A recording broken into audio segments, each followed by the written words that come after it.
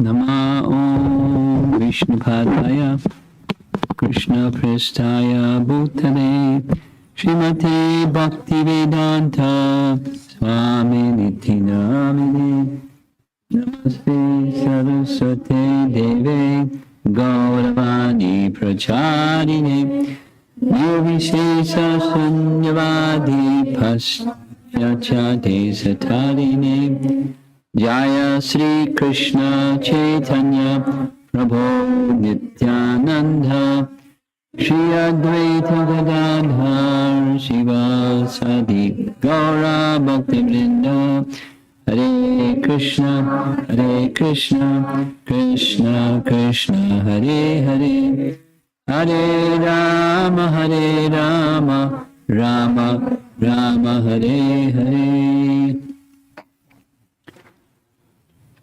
I plan to continue this evening from our reading from Chaitanya Bhagavat by Vrindavan Das Thakur. And we're at the stage of Nimai Pandit's life where he had not become a devotee yet, which means his age is somewhere in his late teens, something like that. He's already a grahastha, so maybe around 19, 20, something like that. Lakshmi Priya is his wife, and he's with his students, enjoying his transcendental pastimes. We heard from chapter 12, like Lord Narayan in Badrika Ashram enjoyed his pastimes as a teacher of his followers in the north of India. So same Supreme Lord, Narayana, only in this case Gauranga, enjoying his youthful pastimes as a teacher. So the feature of chapter 13 is defeating Digvijayi. Digvijayi. There was a practice at the time. Well, I'll go back. It's nice to know this.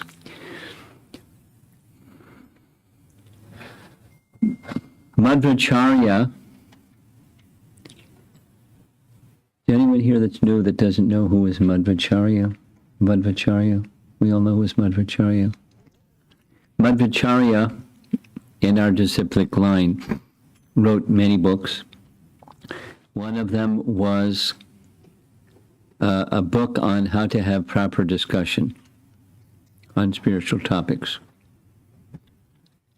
And the one that's preferred is ideally like a spiritual master disciple or a peer and a peer, where there's respect, mutual respect for the person who's speaking, Vada. Just like Sanjay at the end of Bhagavad Gita declares that he was able to experience this Vada between Arjuna and Krishna. So it's a discussion.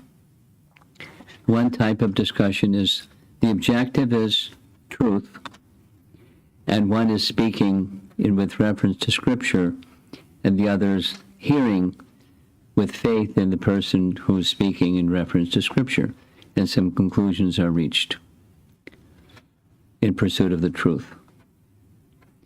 There's two others, Jalpa and Vitanda. Jalpa is the debate where one is arguing a position. They've already decided what the truth is. They're arguing their position. This is the truth. And the other one has another idea of what's the truth. Kind of like if a classic example, or a Western example, is the number 9. If number 9 is written on the floor, and I'm over here, it looks like a 9. And somebody over there, it looks like a 6. So they're going to argue it's 6. And I'm going to argue it's 9. But it's the same object, just being looked at from a different angle. So Jalpa, Jalpa, or Jalpo, is dispute, discussion over something where there's dispute. And it's not even so much I want to, that either party is interested in establishing truth. They're interested in establishing their right in defeating the other party. And then the third is Vitanda, and they just argue. The idea is to demean the other person. Whether, your arguments may be fallacious, but the interest is defame or humiliate or just get rid of the other person by talk. So that's the bottom, and then neither of them are desirable. The most desirable is I was very interested in the second one, and he was exhibiting the symptoms of those that are very much interested in the second one, and that was pride. Flagrant, explicit, blatant, boasting, and in terms of Leela, We discussed this yesterday. Its effect was, it's inconclusive. He was demonstrating how logic and reason is inconclusive. That's not the way to understand truth. It's not the way to understand the absolute truth. It's inconclusive. So, Digvijay is a term that means there's somebody that likes to travel around to places and engage in debate with the purpose of defeating the other person and then having the other person become his follower. And then they would go from place of higher learning to another place of higher learning, and that's what they did. They just challenged people to engage in debate. Same thing happened during the life of Rupa Goswami. There was one such person who came to Vrindavan with his many followers, and he wanted to engage in debate with him. Rupa wasn't interested in debate with a wrangling personality, so he simply said, "Oh, you're too learned. There's no contest here. Well, if you accept that I'm superior, then you sign something saying you've been defeated." "Oh, yes." And it's described in the writings of Vaishnava authorities that one should not indulge in that kind of exchange. A Vaishnava should not engage in wrangling arguments that are wasting of time with people that are engaged in that kind of activity. It's recommended to not engage like that. So, Digvijay from Kashmir, that was his program. And he came to Navadvip because he heard that it's a seat of high learning. We before Chaitanya Mahaprabhu was born, his father Jagannath Mishra was very learned young man, and he moved to Navadvip because it was a place of high learning. As we said yesterday, it was like Harvard or MIT. It's got this reputation. It's really a place of high learning. So he went there, and he married the daughter of Nilambar Chakravarti, who was the best scholar of his time.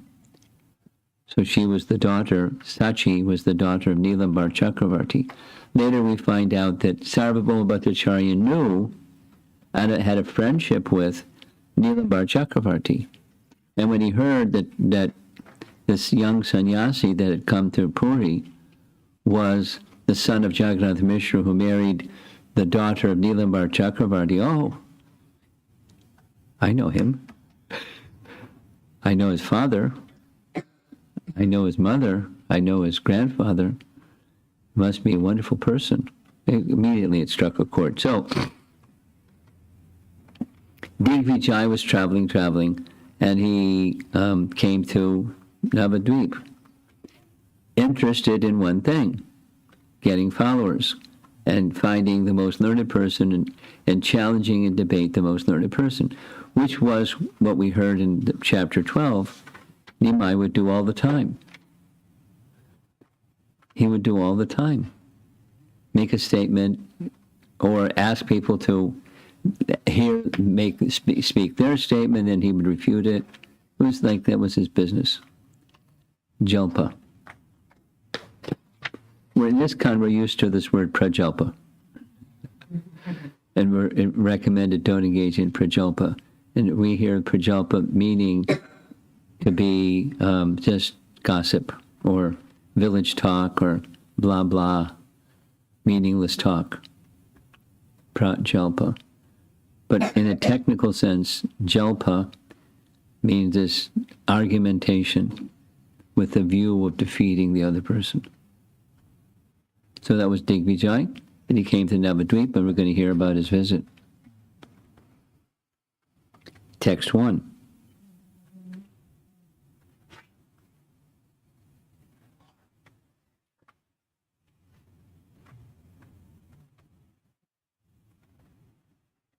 Yeah. The author, Vrindavan Das, ends the chapter this way. This is from the chapter summary at the beginning. Even a most proud person becomes extremely humble by the mercy of Gaura.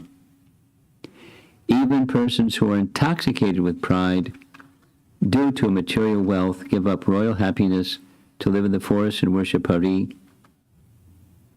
If the most alluring objects desired by materialistic persons are abundantly available to persons who have received the mercy of the Lord, they can easily abandon them. What to speak of royal happiness?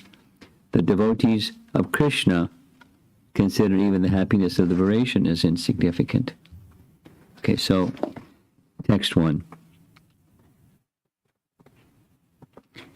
All glories to Sri Gaura Chandra, the shining light of the family of Brahmanas.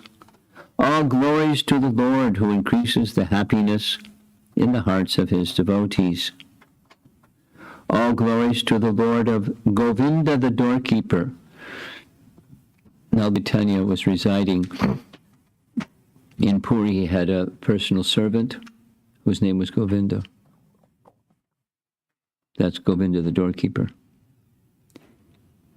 Oh Lord, please glance mercifully on the living entities.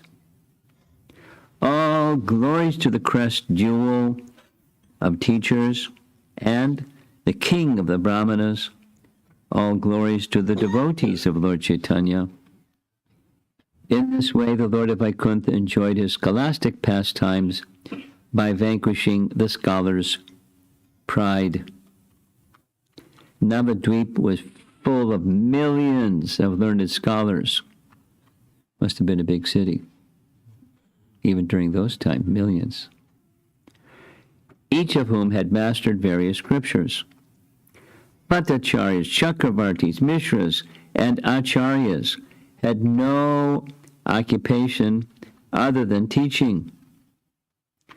These scholars were all independent and so victorious in debating scriptures that they disregarded persons as learned as Lord Brahma.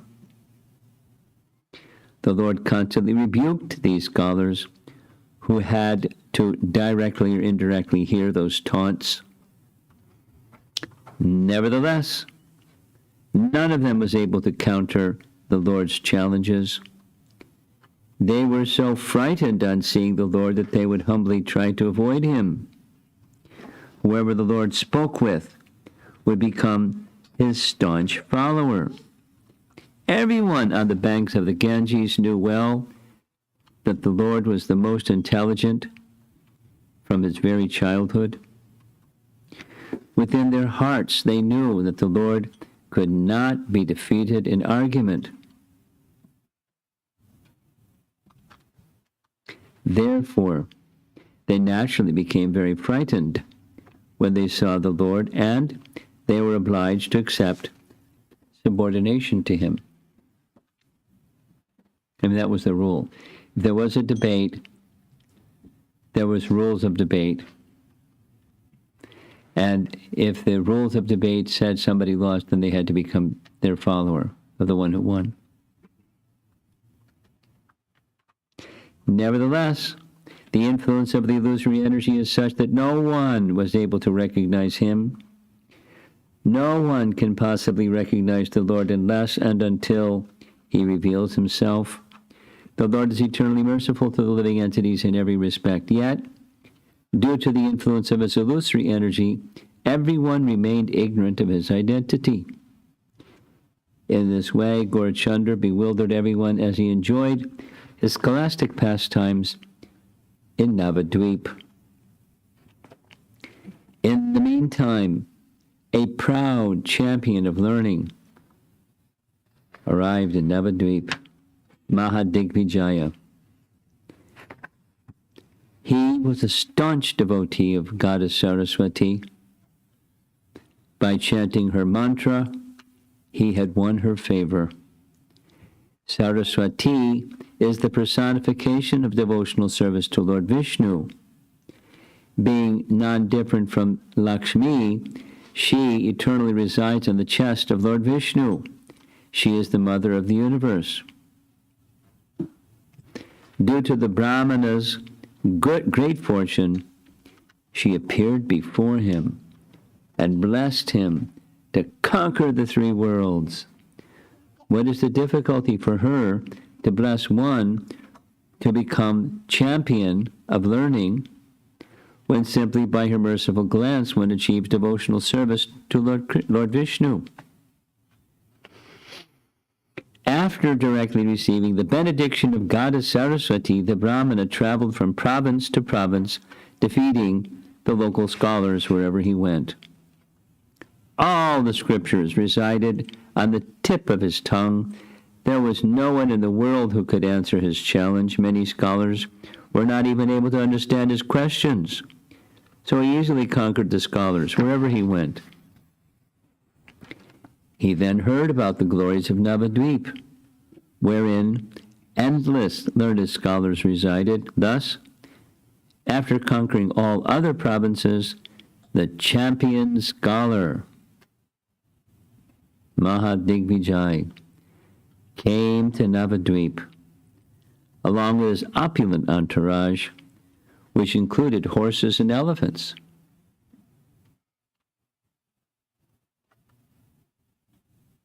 As a result, a loud commotion arose in every house and every assembly of learned scholars in Nadia.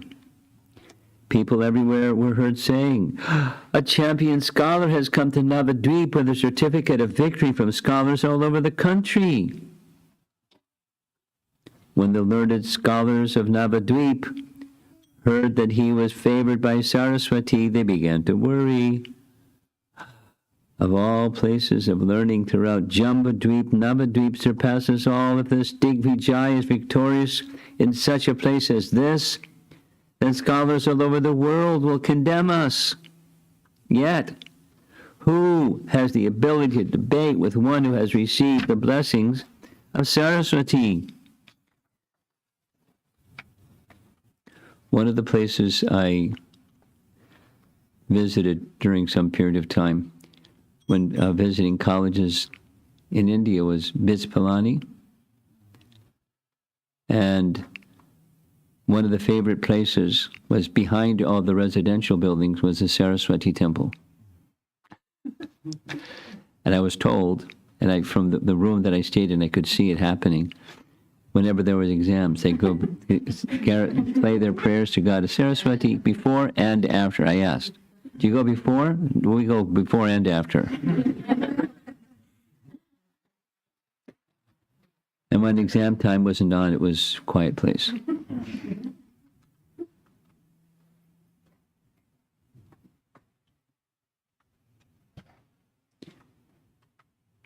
Since Saraswati resides on his tongue, how can a human being debate with him? Thousands of great Bhattacharyas left their duties out of anxiety. All over Navadvip, people were heard saying, "Now we'll understand the power of our knowledge." The students went and informed their teacher, Gauranga, of all these incidents. A Digvijay who has been blessed by Saraswati, who has conquered scholars throughout the world, has come with his certificate of victory. He has arrived in Navadvip surrounded by elephants, horses, palanquins, and many followers. He has come to Navadvip seeking an opponent. Otherwise, he demands a certificate of victory from the scholars of Navadvip.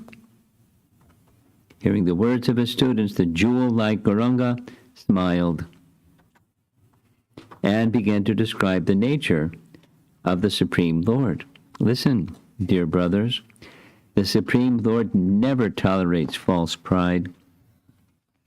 Whenever the Lord sees someone proud of some personal quality, he certainly removes the cause of that pride. Nice purport. The nature of both the tree laden with fruit and the man decorated with good qualities is that they bow down with humility. You must have heard of the great Digvijayas of the past, like Hai Nashua, Nahusha, Vena, Bana, Naraka, and Ravana. Therefore you will see this Digvijay scholastic pride vanquished here in Navadvip. After saying this, Nimai smiled. Then in the evening, he took his students to the bank of the Ganges. As the students sat around the Lord in various groups, it created an unprecedented scene. The Lord jubilantly engaged in discussing Varnashram Dharma and scriptural topics on the bank of the Ganges. Though he did not say anything, the Lord thought, how shall I defeat this Digvijay?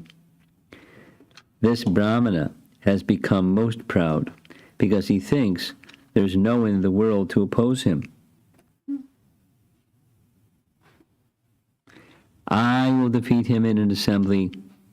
If I defeat him in an assembly, it would be equal to death for him.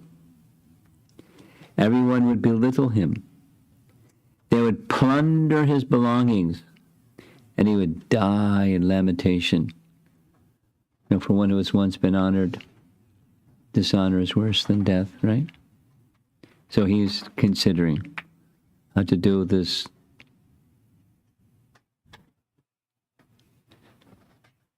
tactfully, effectively, but not hurt him. Therefore I will defeat him in a private place, so that his pride will be destroyed, but he won't be hurt. While the Lord was thinking in this way, night fell, and the Digvijay arrived at that spot. It was a clear full moon night, and the Ganges looked most enchanting. As the Lord sat with his students, his attractive form was unmatched throughout innumerable universes. A smile decorated the Lord's moon-like face, and his beautiful eyes showered merciful glances. His teeth defeated the luster of strings of pearls, and his reddish lips resembled the color of the rising sun. He was full of compassion, and all the limbs of his body were delicate. His head was adorned with beautiful curly black hair. His dress was divine. His neck resembled that of a lion, and his shoulders were like those of an elephant. His body was very large, and his attractive chest was adorned by Lord Ananta in the form of a Brahmin thread. An enchanting mark of tilak decorated his forehead, and his beautiful arms reached to his knees. The Lord wore his cloth like a sannyasi, and he sat with his right foot on his left thigh.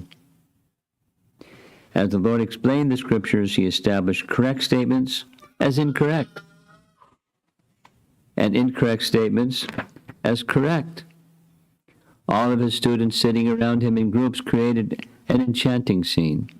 Seeing that wonderful scene, Digvijay was astonished and thought, is this Nimai Pandit? Digvijay remained incognito as he gazed steadily on the Lord's beautiful form. Then he asked a student, what is his name? And the student replied, he is the famous Nimai Pandit. The best of the Brahmanas then offered his obeisances to the Ganges and entered the Lord's assembly. Seeing him, the Lord smiled slightly as he offered him a seat with great respect. Although the Digvijay was very brave by nature and a champion of learning besides, he was nevertheless frightened on seeing the Lord. The power of the Supreme Lord's natural characteristic is such that the very sight of him produces fear. After exchanging a few words of introduction, the Lord began to sportingly inquire from him. The Digvijay's recitation, the Lord said, "There is no limit to your poetic ability. There is nothing that you are unable to describe. Please recite some of the glories of the Ganges, for by hearing such glories, everyone's sins are destroyed." Hearing the Lord's request, the Digvijay immediately began to describe the glories of the Ganges. Who can fathom the countless verses that the Brahmana so quickly recited? There's a more detailed explanation in Chaitanya Charitamrita. Like the wind, he spontaneously composed 100 verses.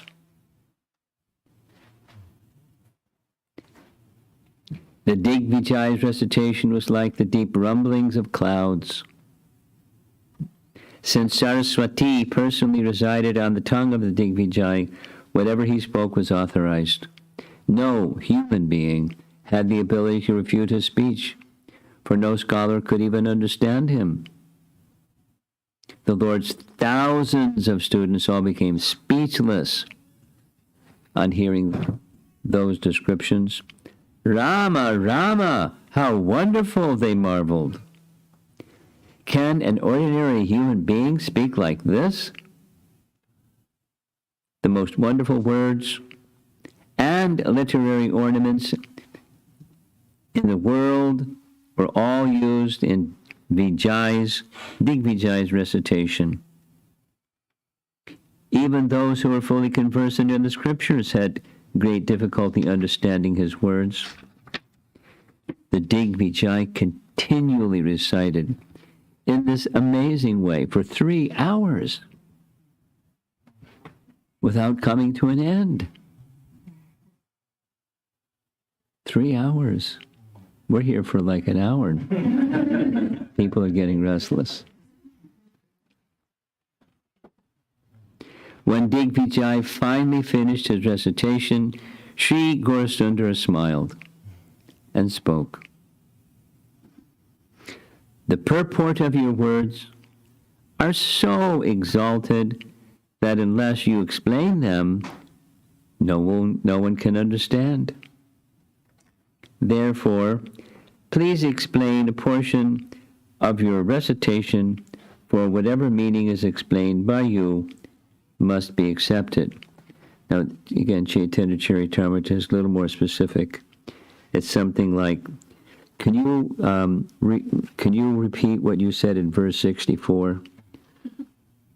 And he didn't number them, but, out of 100. So that was like, after 1 hour and 20 minutes. Remember that one? Could you explain that one? Hearing the Lord's enchanting words, the best of the Brahmanas began to explain. But as soon as he began to explain a verse, the Lord immediately pointed out faults in the beginning, middle, and end of the verse. Here's the verse. It's in the purport. It's long Sanskrit. "The greatness of Mother Ganges always brilliantly exists. She is the most fortunate because she emanated from the lotus feet of Sri Vishnu, the personality of Godhead. She is the second goddess of fortune, and therefore she is always worshipped by demigods and by humanity. Endowed with all wonderful qualities, she flourishes on the head of Lord Shiva." The Lord said, "According to the scriptures, all the words and literary ornaments that you have used are far from correct. But please tell us, what was your intended meaning of these ornaments?" asked Lord Gauranga. Digvijay, the great son of Saraswati, was unable to properly explain, for his intelligence had left him. Whatever little attempt he made to defend himself was refuted by Lord Gaurasundara. It appeared that the Digvijay's intelligence had taken leave of him, for he didn't even know what he was saying. The Lord said, leave this verse and recite another. But the Digvijay wasn't able to recite like before. It was not unusual that Digvijay was bewildered in front of the Lord, because even the Vedas are bewildered in the presence of the Lord. Lord Brahma, Lord Ananta, and Lord Shiva create, maintain, and annihilate innumerable universes. When even they are bewildered before the Lord, then what is surprising if this Brahmana is bewildered? 4-page purport. Unlimited universes are bewildered by Maya, the shadow of Lakshmi, Saraswati, and other internal potencies of the Lord. Yet, she is also bewildered in the presence of the Lord, and therefore she always stands behind him. This is a reference to the vision of Vyasadeva in trance. He saw the Supreme Lord with Maya behind him. And it mentions this in the purport. When the compiler of the Vedas, that's Vyas, and even Ananta Shesh are bewildered in the presence of the Lord, then what is surprising if the Digvijay is bewildered? It is impossible for ordinary living entities to understand the activities of the Supreme Lord. Therefore, his activities are transcendently glorious. In fact, the activities performed by the Supreme Lord are all meant for the deliverance of the conditioned souls. As the Digvijay faced defeat, the Lord's students were on the verge of laughing. The Lord, however, forbade them from laughing and sweetly spoke to the Brahmana. You go home, please, for the day, and tomorrow we will discuss some more. You must be tired after your long recitation, and it's getting late, so please go take rest. The Lord's behavior was so gentle that whoever was defeated by him felt no distress. After defeating each of the teachers in Navadvip, the Lord satisfied them with his sweet behavior. This is another Vaishnava teaching. Satyam Bruya, Priya Bruya. One should speak the truth, and one should speak the truth pleasingly, because when words are spoken that are sweet and pleasing, the hearts of anyone become softened. So he's showing this by example. The Lord continued, "Let us go home today. Then after looking at your books, come tomorrow and answer my questions." Even after defeating someone, the Lord did not insult them, and thus everyone was pleased with him. Such were the pastimes of the Lord. That is why all the learned scholars in Navadvip were so affectionate to the Lord. As the Lord returned home with his students, the Digvijay felt great shame. In distress, the Brahmana thought, "I've been personally blessed by Saraswati. Till now, I've not met a single person, whether a scholar of Nyaya, Sankhya, Patanjali, Mimamsa, Vaisheshika, or Vedanta, who could even compare with me. And what to speak of defeating me? This Brahmana merely teaches children's grammar, and he defeated me? This is certainly an act of providence. It appears that Saraswati's benediction has proven false, which awakens doubts in my mind. Otherwise, have I committed some offense at her feet? Is that why my intelligence was diminished? I must find out the cause of my defeat." Thinking in this way, the Brahmana began chanting his mantra. After chanting for some time, the distressed Brahmana fell asleep, and in a short time Saraswati appeared before him in a dream. Goddess Saraswati glanced mercifully on the fortunate Brahmana and confidentially spoke as follows. O best of the Brahmanas, listen as I disclose to you the secrets of the Vedas. If you disclose these topics to anyone, you will meet a quick death. Obviously, disclose it to somebody because Vrindavan Das is writing about it. Know for certain that he, by whom you were defeated, is the Lord of innumerable universes. I am an eternal maidservant at his lotus feet, and I'm embarrassed to appear before him.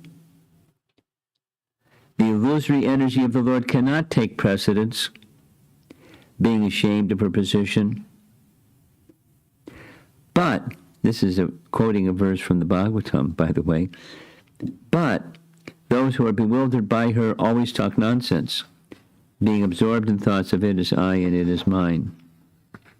O Brahmana, although I speak through your tongue in front of him, I have no power. And what to speak of me, even Lord Anantashesh, who explains the Vedas with thousands of mouths and who is worshipped by Brahma and Shiva, is also bewildered in his presence. He is the Supreme Brahman, the eternal pure, complete, and inexhaustible Lord who is situated in everyone's heart. Fruitive activities, mental speculation, material knowledge, pious and impious activities, direct and indirect perception, and more than I am able to say, all these created by and destroyed by that Lord you just met in the form of a Brahmana. Long purport. Know for certain that everyone, including Lord Brahma, enjoys happiness and distress according to his will alone. Listen, dear Brahmana, all incarnations such as Matsya and Kurma are non-different from him. In the form of Lord Varaha, he rescued the earth. In the form of Nrsinga, he protected Prahlad. In the form of Vamana, he is the life and soul of Bali. The Ganges appears from his lotus feet. This Lord appeared at Ayodhya and then killed Ravana as one of his innumerable pastimes. He is known as the son of both Vasudeva and Nanda, and now he has appeared as the son of a Brahmana to enjoy scholastic pastimes. Do the Vedas know this incarnation of the Lord? Who has the power to know unless the Lord reveals himself? The title of Digvijay is not the real fruit of your chanting mantras to worship me. The real fruit of your chanting is that now you have directly seen the Lord of innumerable universes. Therefore, O Brahmana, go immediately and surrender yourself at his lotus feet. Don't ignore my words by considering this only a dream. I am controlled by your chanting and have therefore informed you of that which is unknown to the Vedas. Speaking these words, Saraswati disappeared, and the most fortunate Brahmana woke up. Similar, very eloquently and differently described in Chaitanya Charitamrita, but the essence is quite similar. Immediately after getting up, the Brahmana went in the early morning to the Lord's residence. The Brahmana came and offered his obeisances to the Lord, who picked up the Brahmana and embraced him. The Lord said, "O Brahmana, why have you come so early? What is the reason for this behavior?" The Brahmana replied, "It is all due to your merciful glance." The Lord said, "You are the champion of learning. Why are you treating me like this?" The Digvijay replied, "Please listen. O king of the Brahmanas, just by worshiping you, all one's activities become successful. You are the Supreme Lord Narayana, but you have appeared in Kali Yuga in the form of a Brahmana. Who has the power to recognize you? Doubts arose in my mind when you asked me questions that I was unable to answer, O Lord. All of the Vedas confirm that you are devoid of pride. Now I have seen this with my own eyes. There is no doubt about it. Although you have defeated me 3 times, you have maintained my prestige. Is this possible for anyone other than the Supreme Lord? Therefore, you are certainly Lord Narayana. I met with innumerable scholars wherever I have gone. Gaura, Trihuta, Delhi, Kashi, Gujarat, Vijayanagara, Kanchipura, Anga, Bengal, Andhra, Orissa. What to speak of refuting my statements? None of those scholars had even the power to understand them. Though I am such a scholar, I was still unable to establish my conclusions before you. Where did all my intelligence go? This is not at all an astonishing achievement for you are the Lord of Saraswati. She personally told me this. I came to Navadvip at a most auspicious time. Although I was drowning in the dark well of material life, I somehow saw you. I was bewildered by nescience and material desires, and I cheated myself as I wandered throughout the world, forgetful of my constitutional position. I met you by some great fortune. Now, please, deliver me by your merciful glance. It is your nature to engage in the welfare of others. Indeed, there is no shelter or source of compassion other than you. O Lord, please instruct me in such a way that I may have no material desires in my heart. After speaking many plaintive words in this way, the Digvijay humbly offered prayers to the Lord. Hearing the Brahmana's submissive words, Sri Gaurasundar smiled and replied, Listen, O best of the Brahmanas, you are most fortunate, for Saraswati resides on your tongue. Conquering the world is not the proper use for knowledge. The proper use of knowledge is to worship the Supreme Lord. Try to understand. When one gives up his body, he cannot take wealth and reputation with him.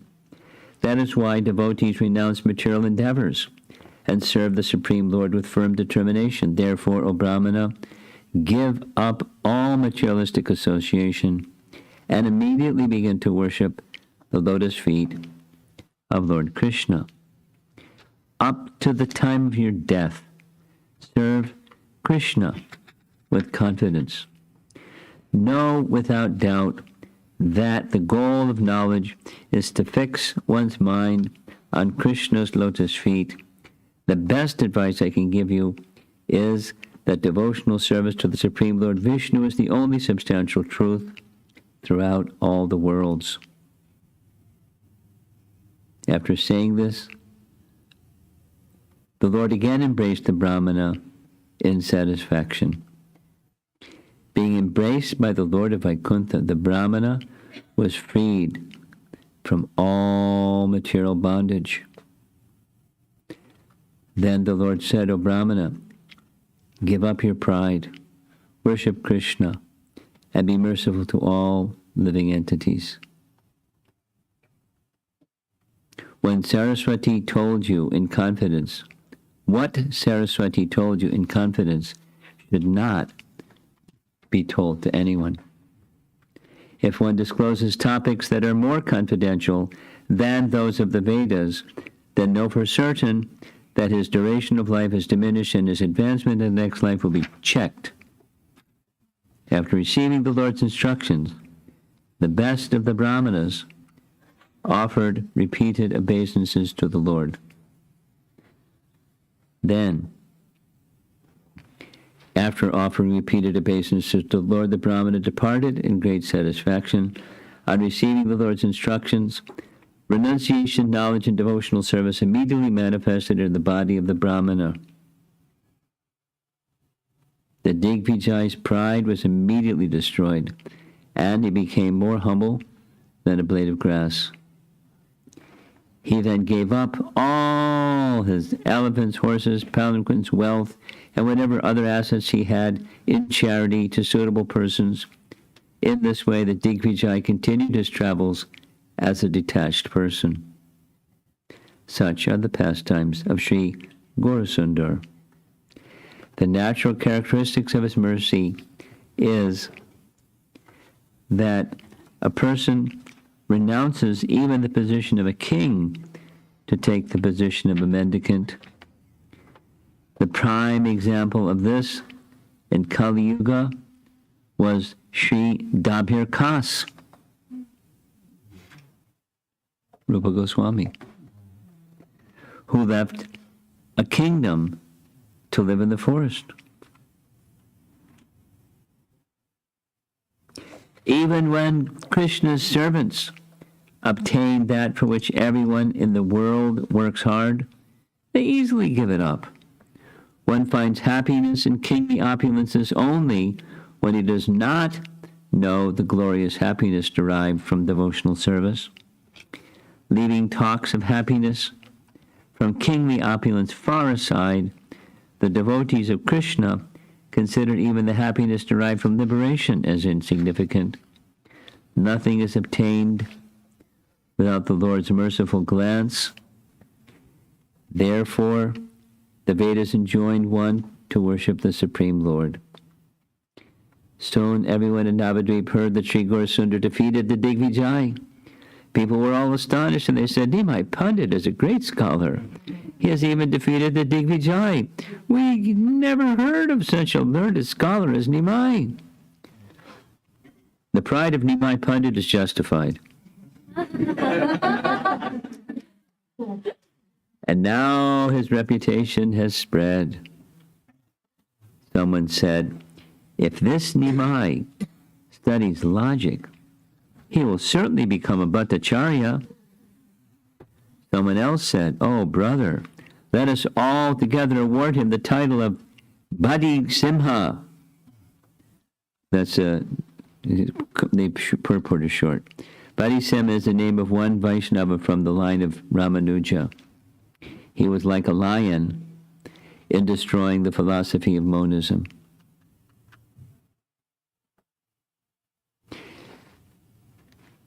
Next. Yet, even after seeing all this, the influence of the Lord's illusory energy is such that people still did not understand him. In this way, everyone in Navadvip broadcast the pure glories of the Lord. I offer my respectful obeisances unto the residents of Navadvip, who had the ability to see all these pastimes. Whoever hears the topics of Lord Gauranga, defeating Digvijay is never defeated anywhere. Whoever hears the enchanting scholastic pastimes of Lord Gauranga will certainly become his servant. And the last verse of the chapter. Accepting Sri Chaitanya and Nityananda Prabhu as my life and soul, I, Vrindavan Das, sing the glories of their lotus feet.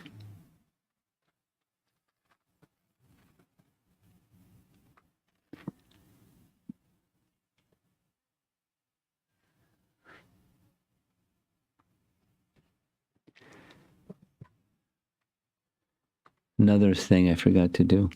Can you, in Gaura Gunadesh Deepika, Digvijay Pandit, because it's going to be asked. I forgot to check.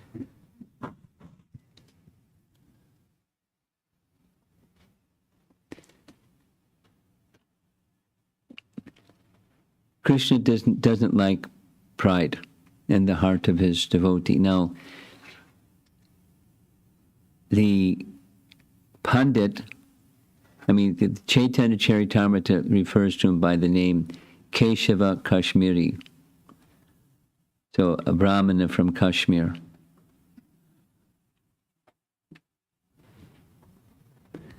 And he was a devotee. He was devoted to Saraswati. Now, it's a detail, but there's different. There's the original Saraswati, and there's expansions and further expansions of Saraswati. The reference here is, this is the Saraswati who is the constant companion of Lord Vishnu. So even the expansions of Saraswati, like the demigoddess Saraswati, the goddess of learning Saraswati in the demigod realm, isn't going to stand before Lord Vishnu and challenge him. She's not going to do that. That's how it's described in Chaitanya Charitamrita. She scolded him. Of course, because I worship him. How could I help you defeat him? You've made a big offense. Go back and throw yourself at his feet and become his disciple. So here it's, very similar. You find it? Okay.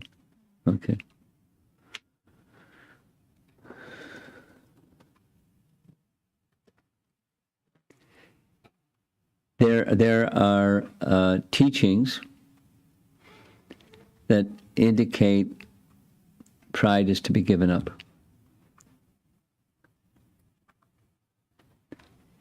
I'll share this. I've been preparing substantially for a seminar for the Memorial Day weekend on some teachings from Raghunath Das Goswami. Raghunath Das Goswami is celebrated as our Prayojana Guru. Prayojana Guru means he is showing by his example and his teachings the topmost stage of prema. So there's Sambandha, Abhideya, Prayojana.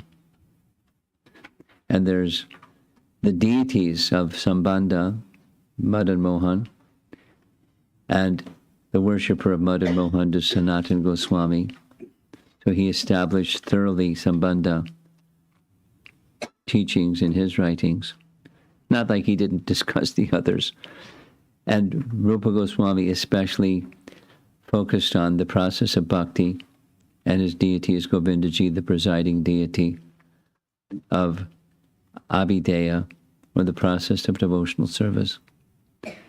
And Raghunath Das is the personality who is our Prayojana Guru.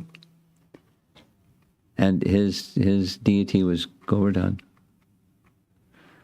little itty-bitty Govardhan Shila that was worshipped by Chaitanya Mahaprabhu and given to him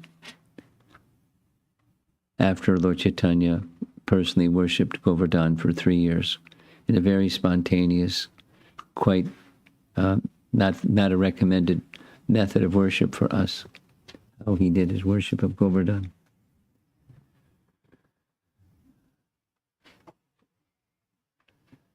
Are you getting restless? A little bit? You're okay? You okay? Okay.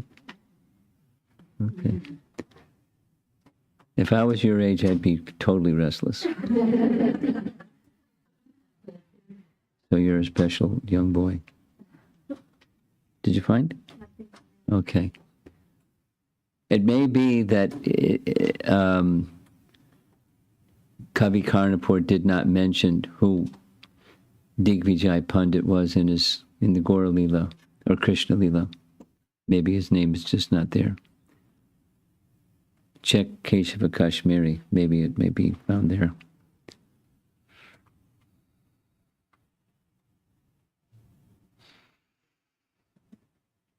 So in his writing, Raghunath Das's writing, which according to Bhaktivinoda Thakur is a padati, or a manual to know step by step how to reach the goal, the prayojana goal, this stage of spontaneous love that the residents of Vrindavan have for Krishna.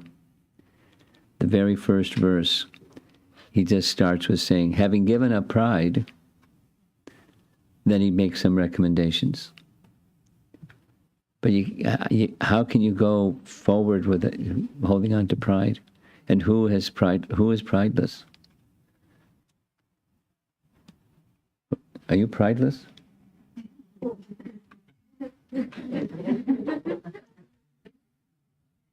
Prabhupada, I remember very clearly Prabhupada describing this, a lesson that he learned when he was young, that even a pauper is proud of his penny. I've said this many times, but I'll say it again. His father was taking him from Calcutta to Puri to attend Rath Yatra.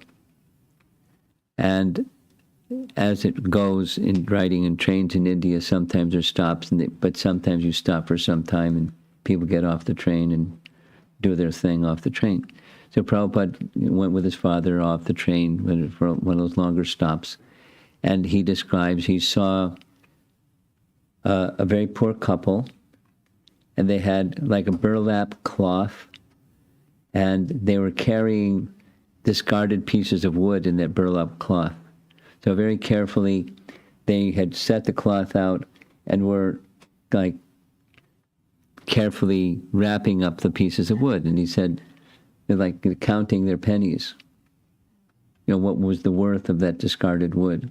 Because that was their livelihood. And Prabhupada said, from that experience, I could understand even a pauper is proud of his penny. I mean, a little boy understanding just by seeing that on his train platform. And pride blocks. It's very dark. It blocks mercy.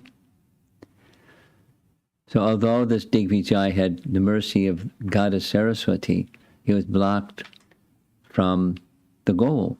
And when the pride was removed, very elegantly, very respectfully, but also deliberately, when his pride was removed, then he became a great devotee. There's reference elsewhere that said that Lord Chaitanya then instructed him to write books in glorification of Lord Vishnu and worship of Lord Vishnu. So that's what he did, because he was a great scholar. But that's the scholarship properly directed as to scholarship improperly directed.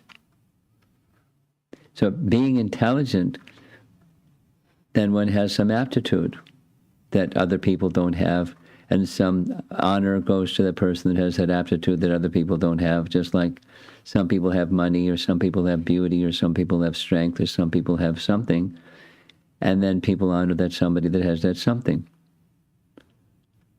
And it's just a perverted reflection of honoring Bhagavan, because where do those opulences come from?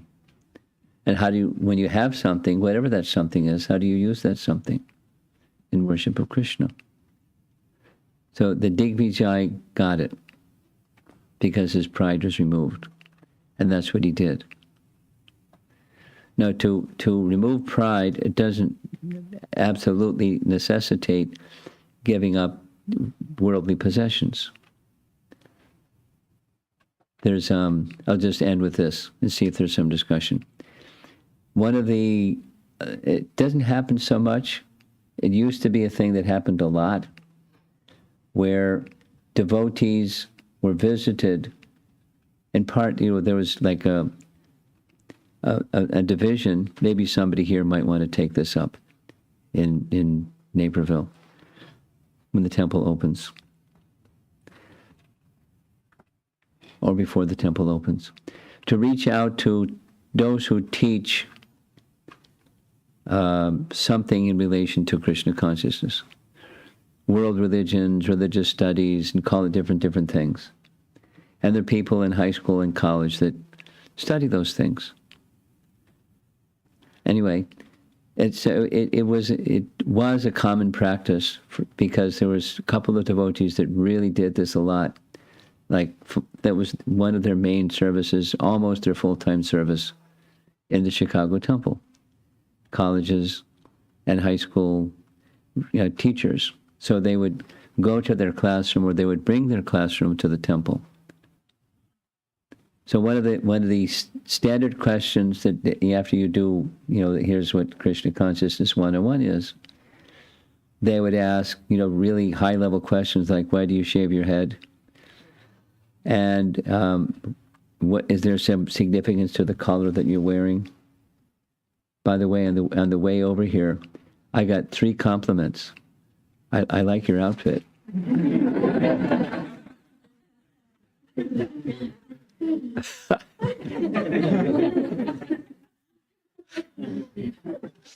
In Southwest Airlines, you can choose your own seat. So I like sitting on the aisle seat. And when there's enough people on the plane to sit at the window seat, if there isn't enough to fill up, there's always people don't like to sit next to me. So if you want to have a free seat and you fly Southwest, just wear sannyas dhoti.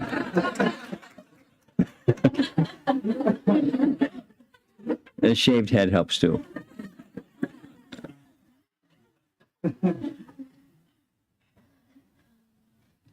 One of them, when the bags came, we had to wait forever for the bags to come out. This man came up, he had a small son.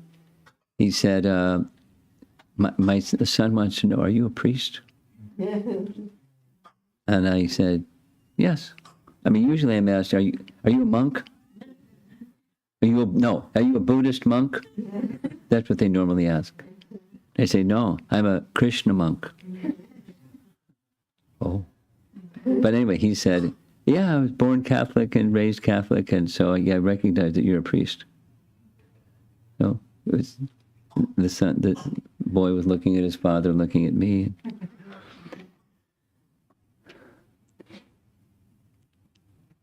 I got distracted now. Telling that little side story. So why do you shave your head? What's the meaning of the color of the cloth?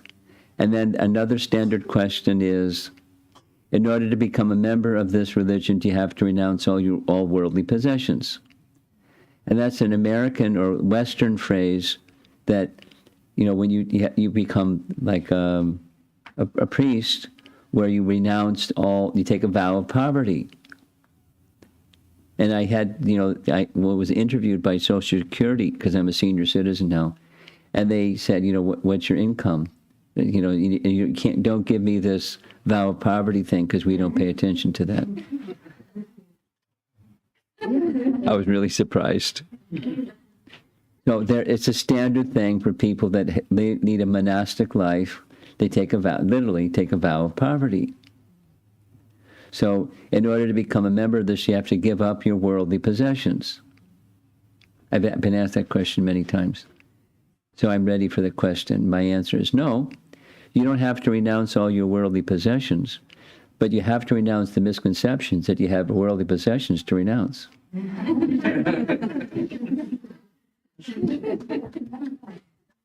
Pause and then explain. Everything belongs to God. So it's not that in order to to become free from pride, you have to give up all your worldly possessions. But the position of service to the Supreme Lord. So there's a risk involved in having worldly possessions because it's very easy to think they belong to you. It's just quite natural. But the pride that goes along with the bodily conception, the mind conception, it leads to pride. Pride blocks mercy. So Krishna is very kind. Lord Chaitanya is here, the kind in this case, to Digvijay, removing his pride. He didn't remove his scholarship. He didn't remove his position as being a recipient of Saraswati's mercy. She still was residing at his tongue, but she's not going to defeat Gauranga. Rather, that learning should be used in the service of Gauranga or Krishna or Narayan or Vishnu or the Supreme Lord. In service. And for that matter, the teaching can be expanded to anything that you have.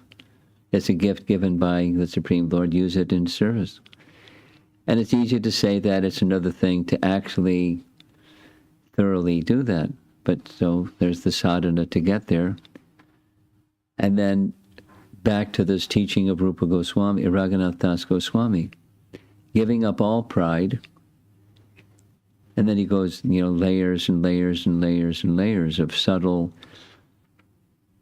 not pure, not free from pride conditions. And it manifests in different ways. It's a high price. Complete submission to the Supreme Lord. But that was Lord Chaitanya's gift. Okay, let's see if there's some discussion.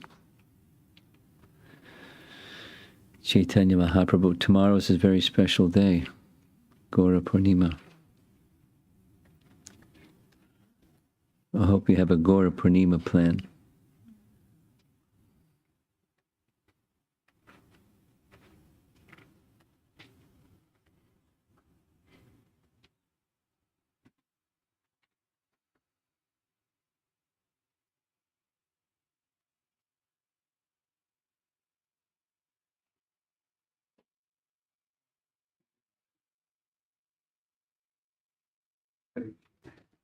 Hare Krishna Maharaj. Maharaj, is Keshav Kashmiri same as Digvijay Pandit? Yes. Yes. That's how it's mentioned. That's how he's referred to in Chaitanya Charitamrita. It's not how he's referred to here. But it's the same person. Nomenclature is different. Same person. I was just curious. Maharaj. Same pastime. You know the pastime. Yeah.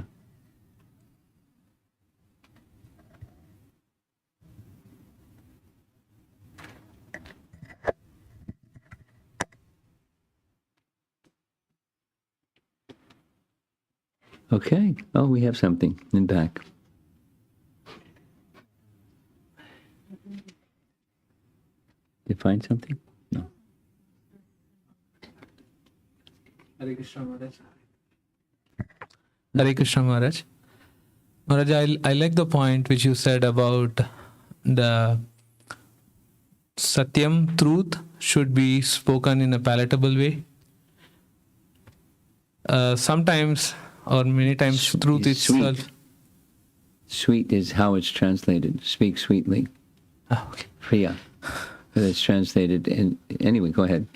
So, many times truth itself is not pleasant. So I was contemplating in those situations like how to practice or to present something in a palatable manner. Could you explain a little more about that, Maharaj? I just came across something that I think it comes from Giriraj Maharaj's book. Anyway, I'm not sure the source, but someone was speaking with Prabhupada. The quote I can circulate. I've never met anybody that has it's so full and so many qualities as you. And Prabhupada, they were just making a comment. And Prabhupada's reply, after a pause, was, these qualities and characteristics are inherent, but they reveal themselves only to one who has become free from upadis. And then when one becomes free from upadis, everything becomes revealed, including good character and good conduct and good qualities. So there's a nice answer. The how-to is become free from upadis. So that, and if you're free from upadis, then who are you?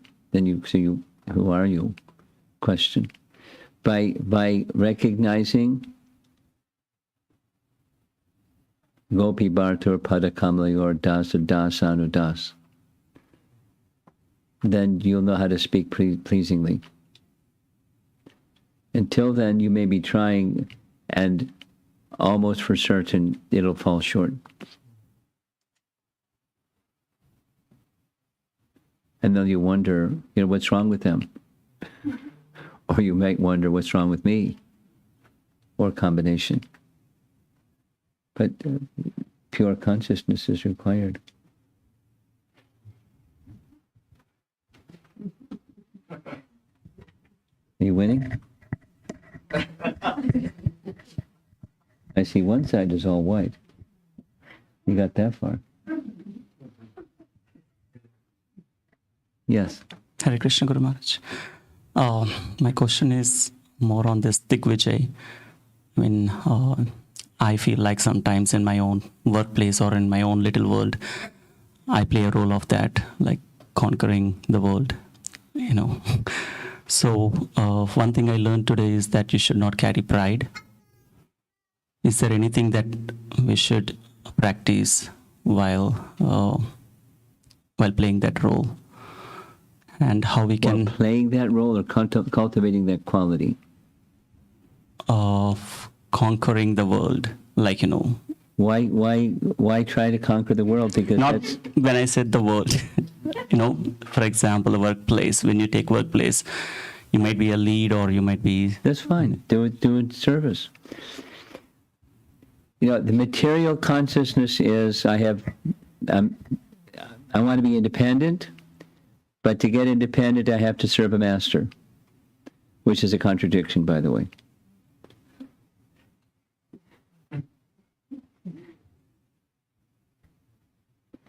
So the consciousness of Krishna consciousness is, my business is not to please other people. My business is to please Krishna. He's the master, and I'm serving him.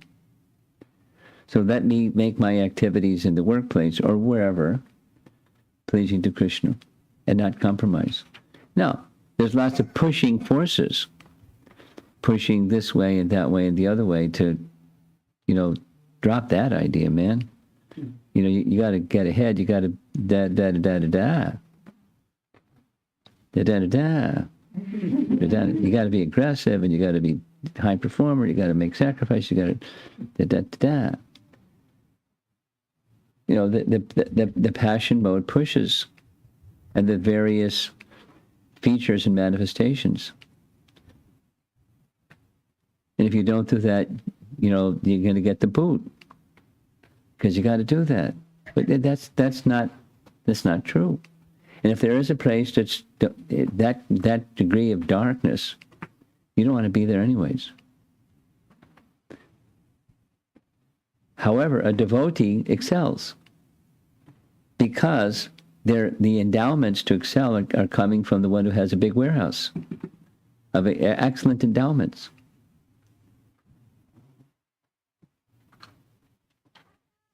It's a little challenging in many ways because the atmosphere in which we live is a fruitive atmosphere.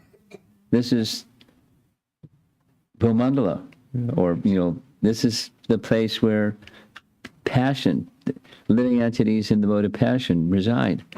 Goodness up here, ignorance down there, and this is the passion place.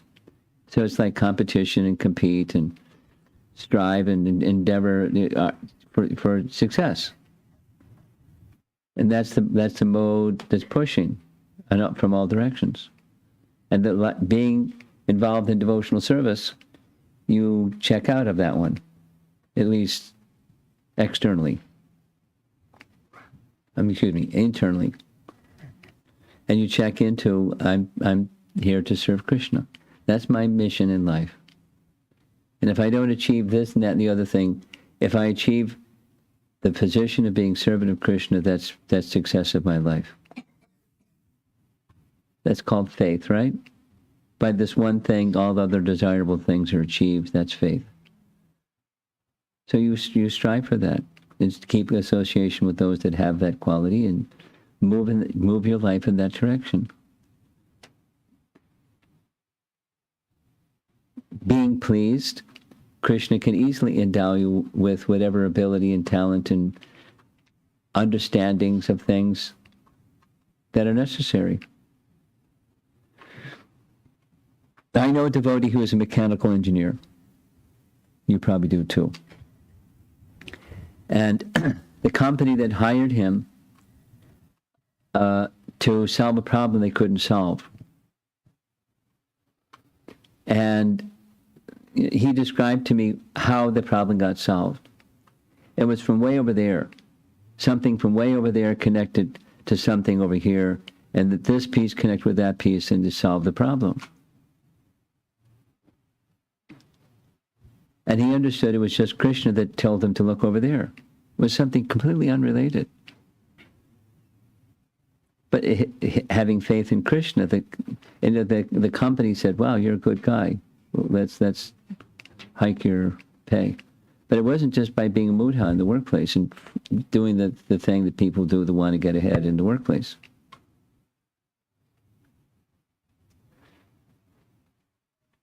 If you submit to that, it's a struggle. Exactly as Krishna says in Bhagavad Gita. Mama maya durachaya.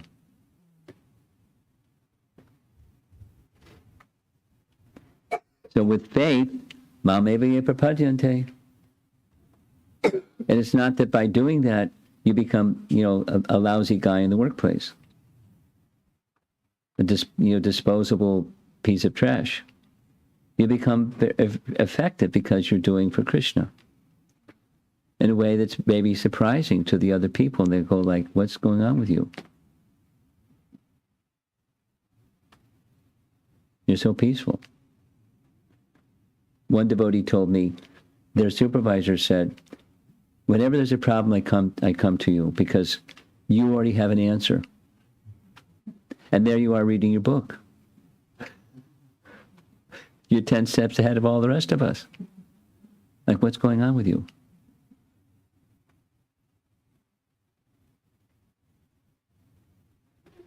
And that's just in the workplace. It's not outside the workplace. It's in the workplace. Not just during morning and evening sadhana. It's in the workplace. It takes faith that Krishna is the giver of Yogakshema Vahamyam. But there's a qualification that precedes that one. To always engage in his service. Unto such persons, he has that reciprocation. So become qualified like that.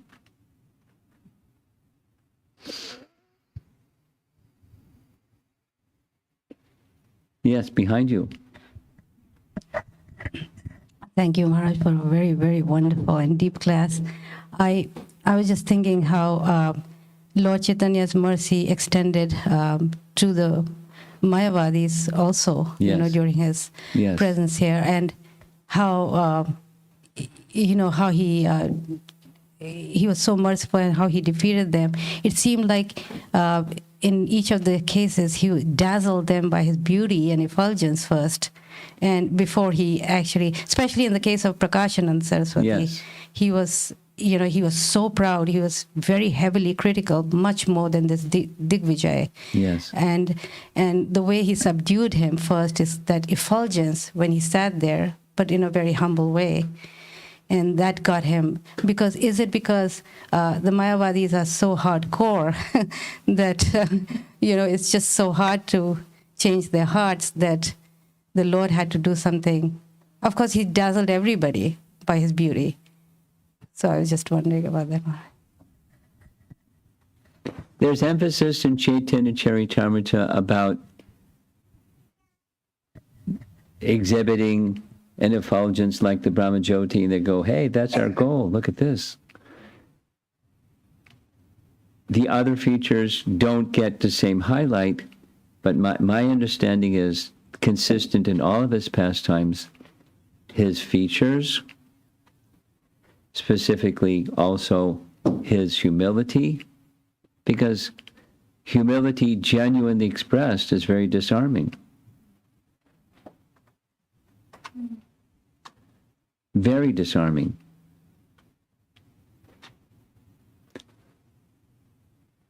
He not only refused, to come and sit in their presence because I'm unworthy, I mean, it's like when Lord Chaitanya first met Rupa and Sanatan. They're speaking. He said, you're expressing yourselves with such humility, it's breaking my heart. His heart. Then when he get back to Puri, I can't stop thinking about them because the kind of humility they exhibited was so impactful. Humility is genuine humility, not the other kind, but genuine humility is very powerful.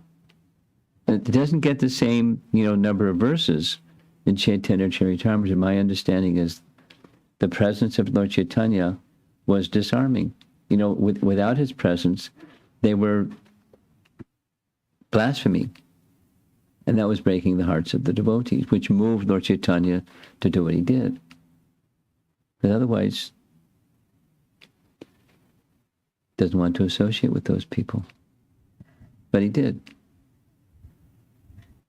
It's all part of a grand lila. So the many, in short, the many aspects besides exhibiting his Brahman effulgence, his presence alone had a charming and disarming and purifying and elevating effect.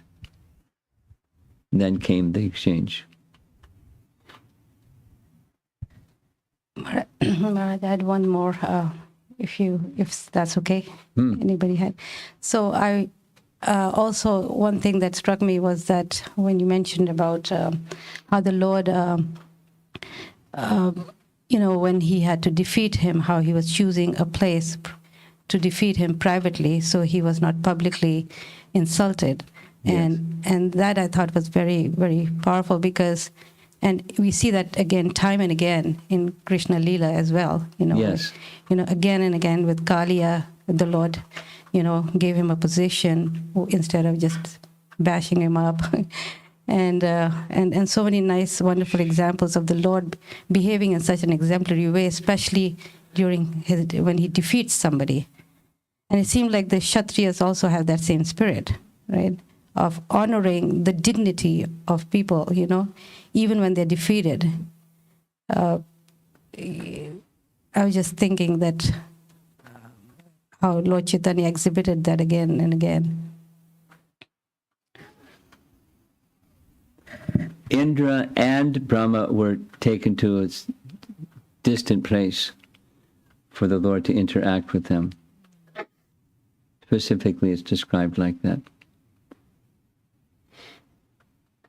Out of respect. Their position is a dignified position. So he honored their dignity while correcting them.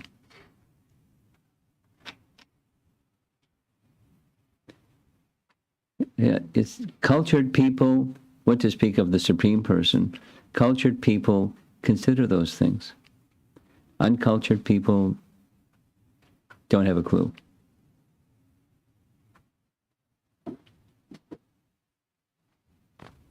So we learn from cultured people. And we learn from the Supreme Lord. You have something? I thought so. Guru Maharaj, just a follow-up on that incident where Lord was very soft-hearted and actually touched Digvijay's heart.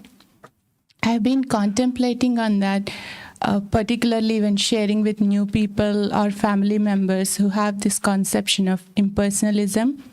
I have this feeling that kind of I know superior knowledge and I have to, let them know that they don't know better than me. Or in that sense, I understand there is not much purity or compassion in the heart.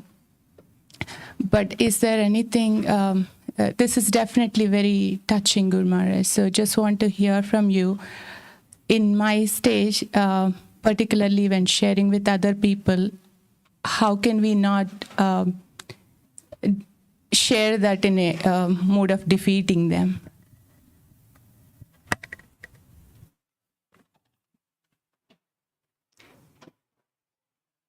In the mode of service. Practice the mode of service in other areas, and then it'll help you in that area. Put your, the golden rule. Supposing you were in the other receiving end and you had a conception that you had bought into, and somebody comes along and looks down on you, you're going to push back. Human. Resent. Push back. You'll get dug in more deeply. So,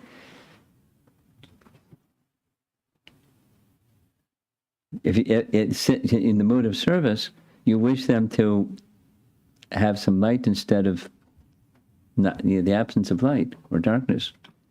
Buy into it. So how do you nicely turn the light on? Not turn the light on, but how do you do it?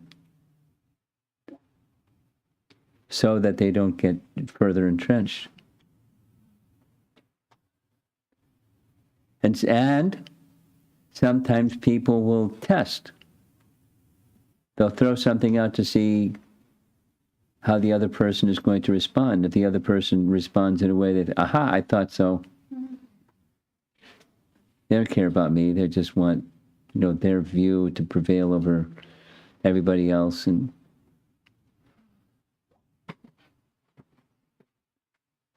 it especially gets delicate with relatives. Because there's familiarity and they feel things.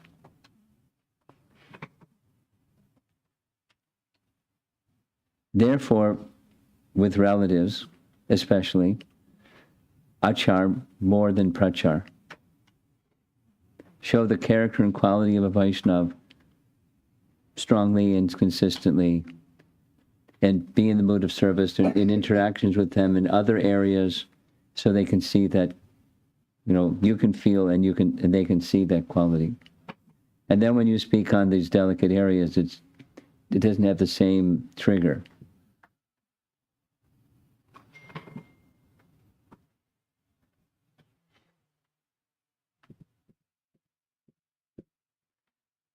Something else? Srila Prabhupada ki jai.